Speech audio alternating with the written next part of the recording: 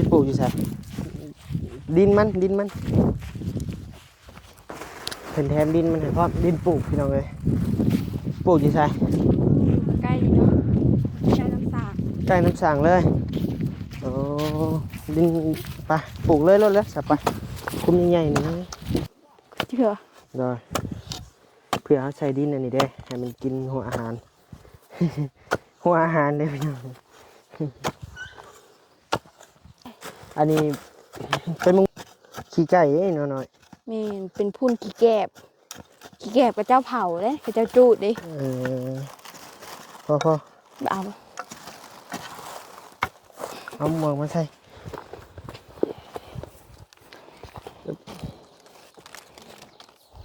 ยังต่ำเลยเอามาใส่อีกพอเรื่องโยมไอ้ดู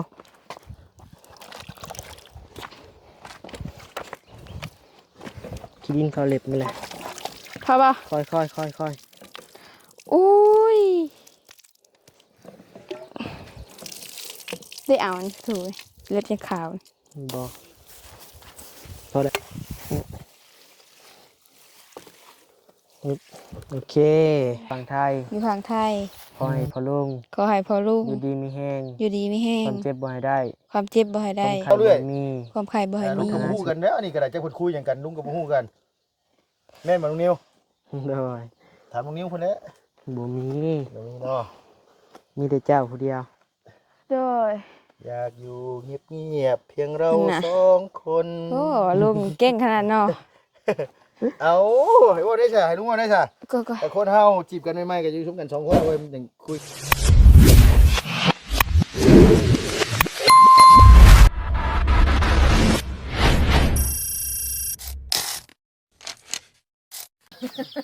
ยังไงนะแบบคือต้นคืออย่างใช่นี่บ่ใช้ชิ้นหนึ่งเข่าบ่ใช้เข่าหนึ่งเข่ากันกินกับแกงเขียดลุงเพิ่มนั่งเลยไปเอานั่งจือวืออยู่ทุ่งเอามีไม้จะอยู่นี่บ่จะหนาวบ่เลยหนาว หนังพิงไพ่อยู่นี่คอยยังห้อนแหละพี่น้องเอ้ยทางนากากำลังกินอยู่กินแกงเขียดพี่น้องเอ้ย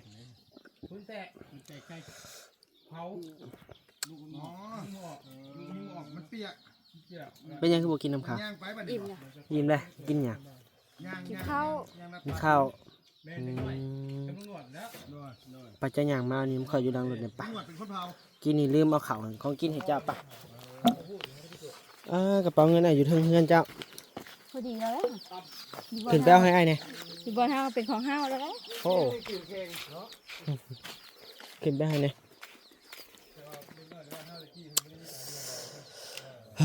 อิ่มพี่น้องเอ้ยแน่นคักเลยนี่เบิ้งเอาขึ้นมาให้เนี่ยเด้อของไผ่เสื้อผ้าที่พันนี่มืดเลยมืดเลยของยังโจ้ของโบนี่ได้ครับใช่ยังอันนี้ตื่นเต้นแท้ใช่เลยใช่ดินี่ต้องบ่ไล่บ่ไล่มาถึงใจเพื่อนนะฮะข่อยนี่ย่าแล้วกินข้าวใจละไปจังไงขับเจ๊ต่อเป็นยังไงเพิ่นกินแกงเขียดกันพี่น้องเอ้ยแซ่บขนาดลุงเฮิมเห็ดกินกับมุกกับใจแล้วละลายพี่น้องเอ้ย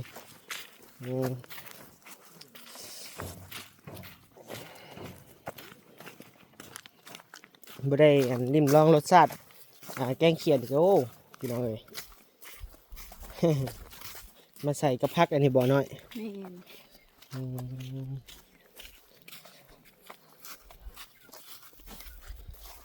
นะกงม่วงขึ้นไปเอาไปเบิ่งไอ้สิแกให้นี่ขึ้นมาทางนี้เบิ่งมันขึ้นง่ายนี่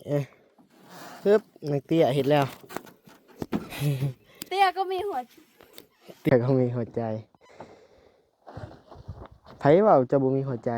โยเตี้ยก็มีหัวใจเลย มุงมองกับคนกับสำกันเนาะมาลงมาอ่ะ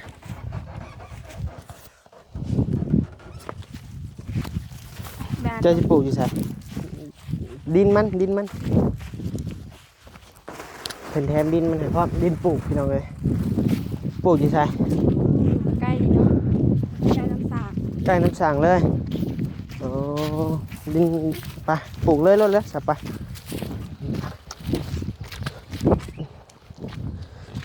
พี่น้องเอ้ยเป็นเงินของพ่อเพิ่นนั่นแหละพี่น้องเอ้ยผู้ใหญ่จากฝั่งไทยนั่นแหละพี่น้องเนาะโอ้เตรียมเลยได้นี่พี่น้องเตรียมแล้วโหคือนี่ปลูกบนใดเลย ปลูกมัน บนใดเจ้าอ่ะ มันนี่บ่ บนนี้เลยบ่บนนี้กับบนนี้แล้วแต่เจ้าเบิ่งอาสิพาปลูก เสียมเด้เสียมอันนี้ได้ เสียมได้ซะ เอาเสียมอันนี้เนาะ เอาจกนี่เอาเสียมน่ะไปใส่เสียมซื้อน่ะไปหาไปเด้หาแม่นบ่สั้นไว้อยู่นะฮะ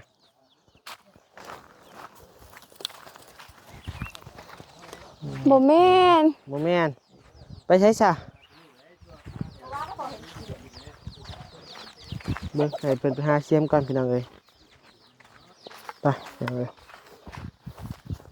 อันนี้เป็นดินปลูกพี่น้องเอ้ยดินที่เพิ่นผสมใช้บ่อนใด บน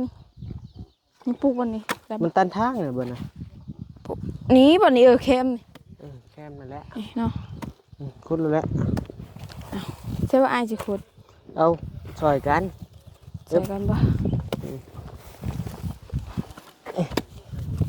คุดกันคุมใหญ่ๆนี่พี่น้องเอ้ยนี่เบี้ยหนึงก็โอ้300เฮ้ยยายตีเป็นเงินบาทกะ เสียมอันนี้คือบ่เห็น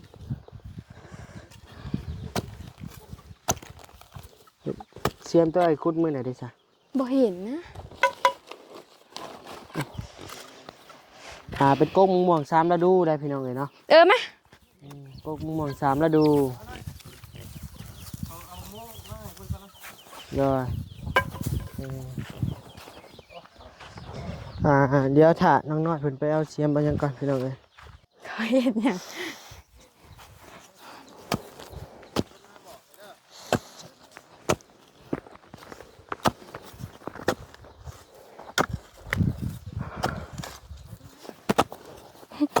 คุมใหญ่ๆนี่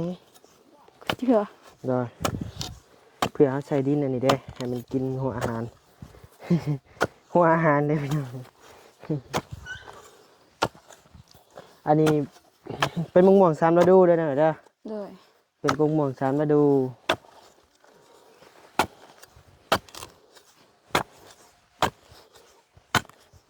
เนี่ยเจ้าให้ไอ้คุณยังบ่แล้วซ้ำปานนี้ว่าลีเลย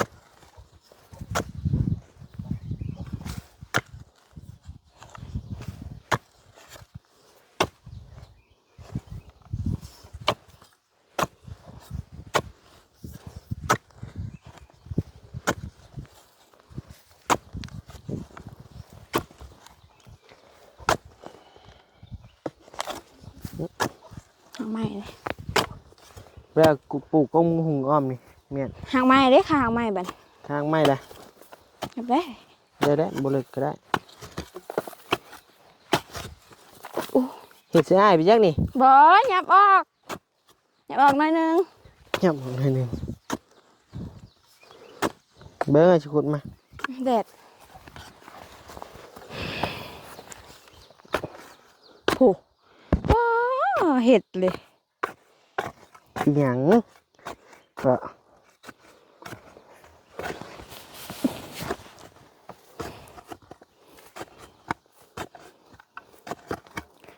มาเอาดินน่ะมาใส่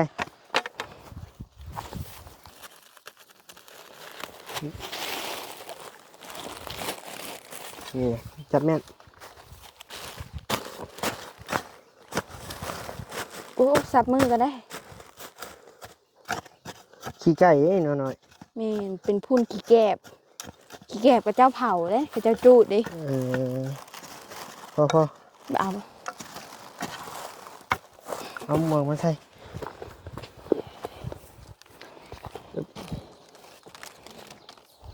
ยังต่ำเพื่อนเว้ยเอามาใส่อีก โอ้ยเนาะโยมือกันนี่นะ มือกันนี่นะถอกใส่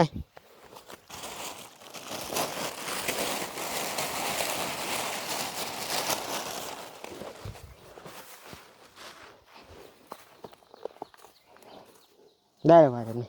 ได้โอ้หรือว่าเอาลงอีกบ่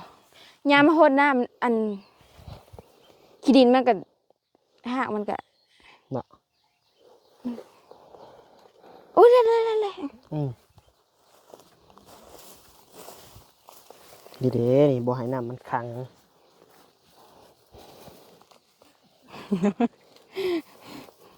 พาไปถ่ายคลิปกัน เข้างามอีกแล้ว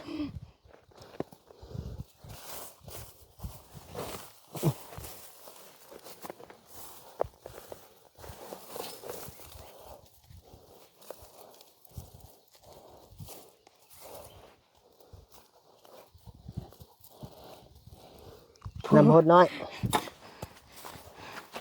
อันต้องเด้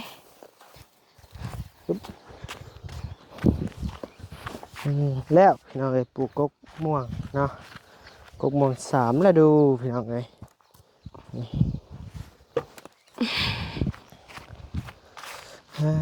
แดดฮ้อนพี่น้องเอ้ยมื้อนี้ อันไม่ยอมเราเบิ่งดูยังไปเห็นอันยอมเลย บ่ แม่น เบิ่งซั่นนะอึ๊บ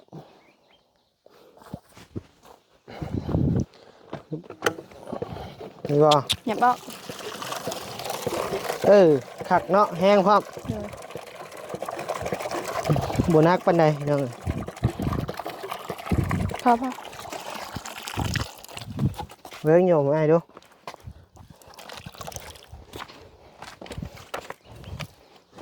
ขี้ดินเขาเล็บมันแหละ พอป่ะ ค่อย อุ้ยได้เอาอันถูกเล็บยังขาว บ่พอแล้ว พอป่ะ ไปหดฮึ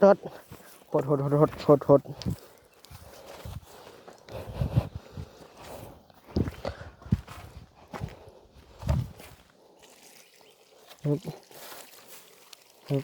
พี่น้องเอ้ย นี่ ได้บ่เดี๋ยวนี้ ได้แล้ว เอาเพื่องฮุบใส่ปะนี่หันเก็บน้ำยันบ่รอด หลายพวกพี่แจ๊ค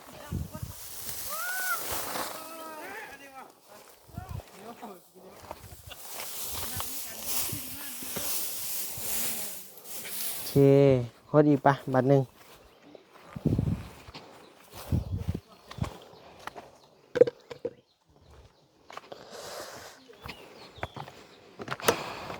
ยังกินฮอดแกงเขียดลุงเฮิมอยู่บนนิ้วเดียวนี้พี่น้องเลยนี่ว่าถ่ายอยู่พี่น้องนะว่าถ่ายยิ้มหยอกว่า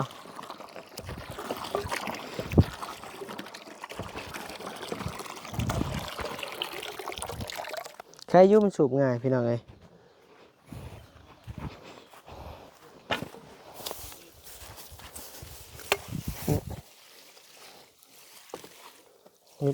โอเคปะไปหานางบนพรมปะนี่อันนี้ก็เป็นเงินของพ่อเพื่อนนั่นแหละโต๊ะไอ้มามอบให้เจ้าน่ะเด้อ โดย มาพี่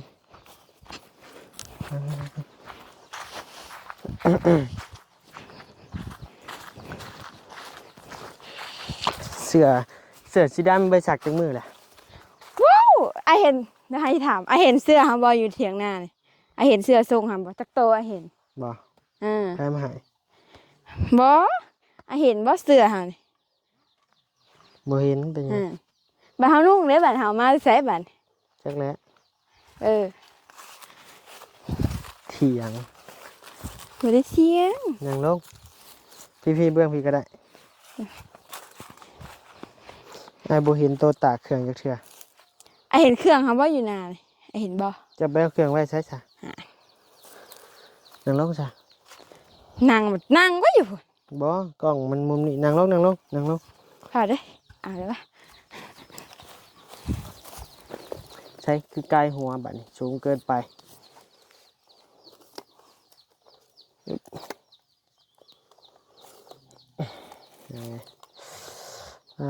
ตะฮ้อนแห้งเลยเว้ย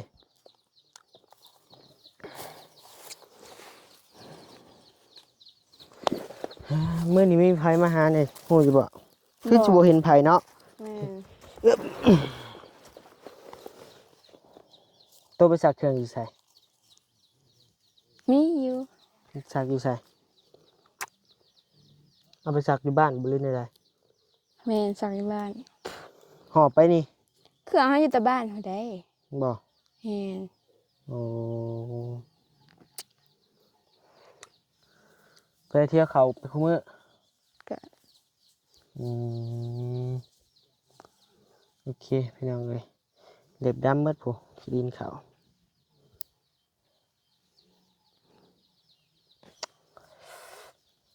ก็เป็นเงินของพ่อใหญ่เพิ่นนั่นแหละพี่น้องเอ้ยพ่อลุงเพิ่นนั่นแหละเนาะ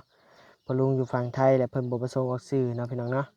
ก็ฝากเจ้าขอบคุญขอบคุณเพิ่นอีกเทื่อนึงแน่เนาะ บ่เป็น บ่เป็นอีกแหละ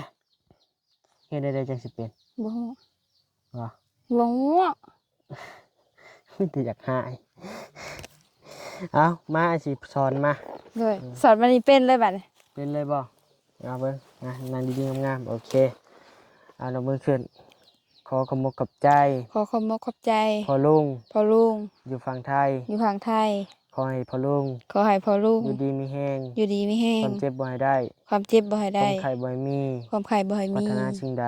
ปรารถนาสิ่งใด ขอให้ได้สิ่งนั้น ขอให้ได้สิ่งนั้น ทรงความมุ่งมั่น ทรงความมุ่งมั่น ปรารถนา ปรารถนา อย่าเจ็บอย่าจน อย่าเจ็บอย่าจน ร่ำรวย ร่ำรวย สาธุ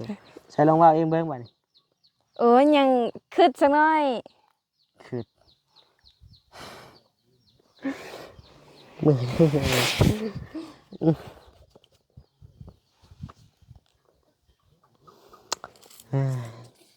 เฮียนเอาเด้อ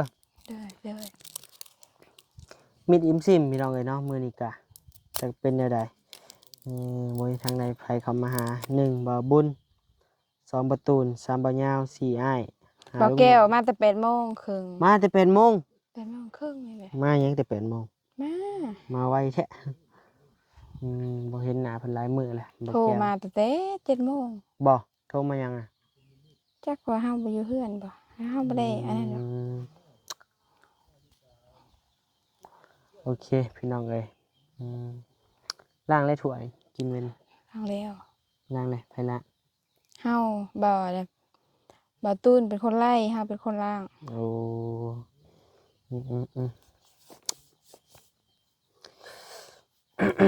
แม่ก็มาแล้ว เด้อ เป็นได้หยังมาแม่ บ่มี เอ้าไผเอามาซะอันน่ะ เอามาแต่โดนแล้ว ไผเอามา อันคนที่มาขายเครียดเด้ โอ้เพิ่นเอามาให้บ่ แม่น เออน้องตัวใดน้องตัวเจ้าที่ว่าไปเอาน้ำกินน่ะบ่ บ่น้องตัวนี้ตัวเฮาไปเอาน้ำนี่นะเอาน้ำมือดูดสร้างหั่นดิ โอ้ ทางสร้าง น้องเข้มทาง เข้มทางออกพุ เข้มทางนี้ อ้ายบ่ได้ไปนำเจ้ามือนะซบแหละเลยเนาะตั้งแต่มือกินมาเกี่ยงพูคือบ่ทาสติกมันแห้ง ท่าอยู่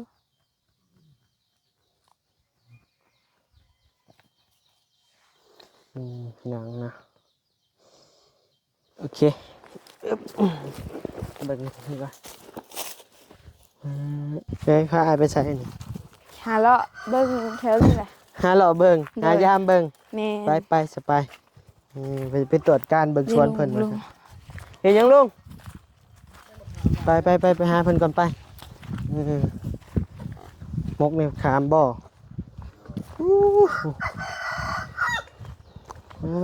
หยามมืดมือแล้วมกมืดนี่ลุงเอ้ยสบายดีเด้อลุงเด้อ สบายดีเด้อ โดย น้อย โดย อิ่มอยู่ว่ากินข้าวกิน อิ่ม แท้ แท้ ดีหลาย อ่ะแท้ ใกล้ผู้ว่าผู้แป้วเลยกินข้าวหน่อย โอ้เขินผู้บ่าวเด้เขินผู้บ่าวได้กินน้อยเฮาก็ลดหุ้นเด้อันอายเพียงก็ทวงเฮาสาวนี่ว่าเฮาอ้วนเฮาก็ลดหุ้นโดยเขาลดหุ้นแล้วเนาะ โดนหุ่นแล้วเนาะ เฮาทวงว่าเฮาอ้วนพุ่นน่ะ ได้แล้วบ่ลุง มุกใหม่หลายกับโบเซ่ได้หน่อย บ่เอาแบบอ่อนๆเนาะ เอาพอดีธรรมดาเลยนะ โด น้อย ย โดย มียังของใจเยอะนะ บ่มี บ่มีบ่ โดย บ่มียังของใจก็ทำกันได้เฮ้ย โดย พายังมาอยากทำหนึ่งผู้บ่าวผู้แป้ว ไม่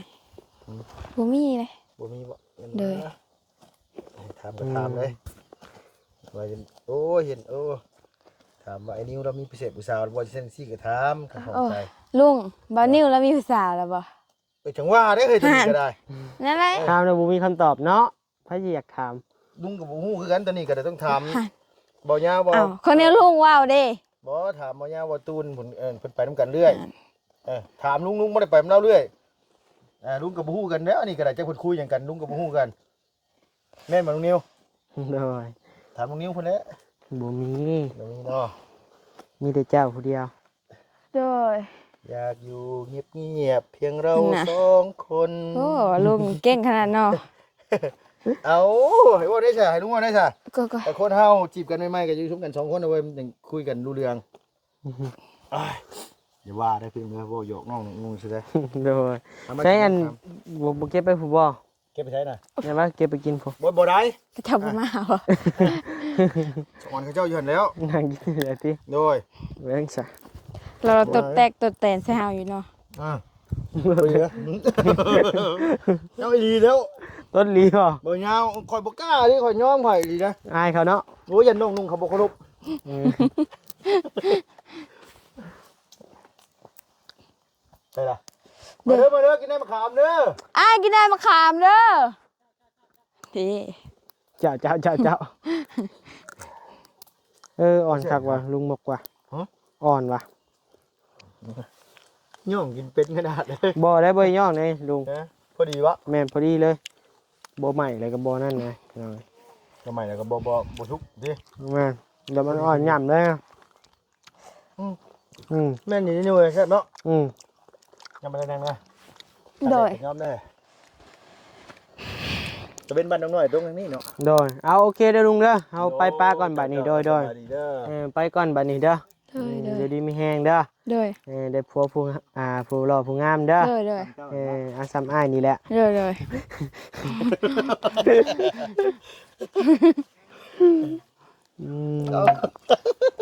เหนื่อยดิ เนาะ เอาโอเคขอโตวก่อนพี่น้องเอ้ยพอกันในคลิปหน้าโดย